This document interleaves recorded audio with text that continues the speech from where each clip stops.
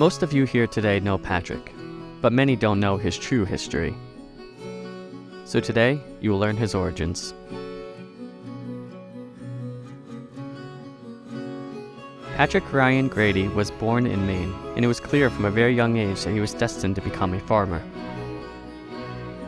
The state of Kentucky desperately needed lads like him, so off he went to work the land. Here he excelled and brought riches with his harvests, but in his heart he knew this wasn't what he wanted. At least not yet.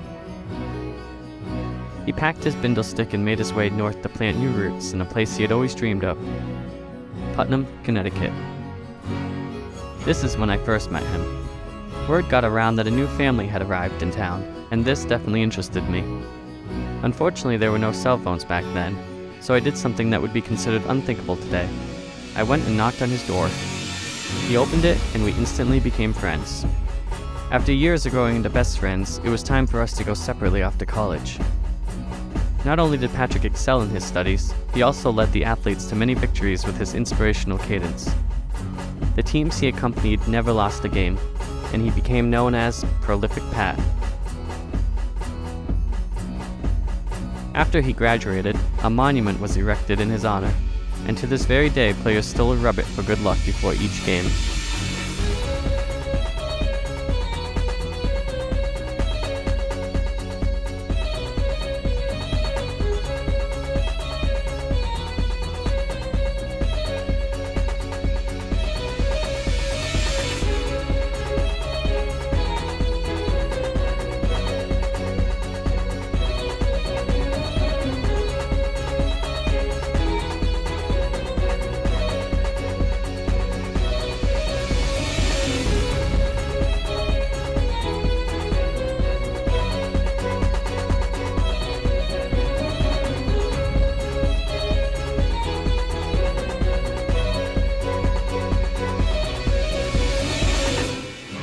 His whereabouts after college are a mystery.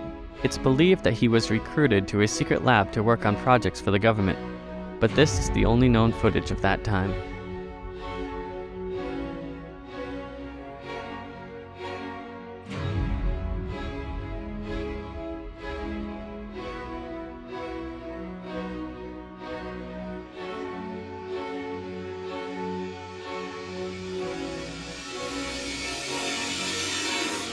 Suddenly, he resurfaced and began work in the shoe capital of the world, Las Vegas.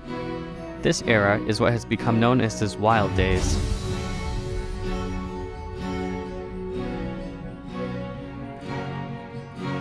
His newfound shoe wealth allowed for lavish hotels with rooftop parties, trips around the world, and copious amounts of sushi. Entire schools of fish worth of sushi. After a few years of this life, he knew he needed to do more, to be the best. He spent months dedicated to making sure Google couldn't say no to hiring him. He remains there to this day. But little did he know that his life's calling would be revealed through conscription. The following segment is Patrick's personal account of his time down under. Australia had been locked in a never-ending battle against emus, and they needed fresh recruits to join the fight.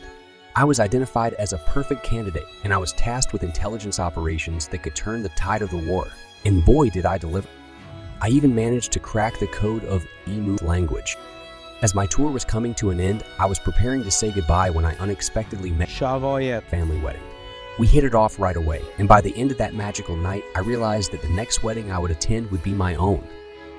Well, as it turned out, emus have a soft spot for love stories, and they helped me discover a way to stay in Australia. All I had to do was enlist in the emu army. So I traded my comfortable intelligence job for camouflage garb and embarked.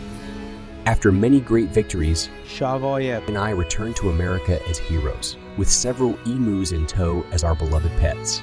I am truly grateful that destiny set me on the path that led to her. And now this brings us to present day. Shagoyek has a deep love for animals. She wants to dedicate herself to their care and start a sanctuary of her own. This has rekindled old memories from when Patrick was a young farmer, laying in haystacks, milking cows, collecting eggs, and riding the pet donkey. You see, it wasn't that Patrick didn't want to be a farmer. It was just that he needed someone to share that life with. And now all these years later, he finally can.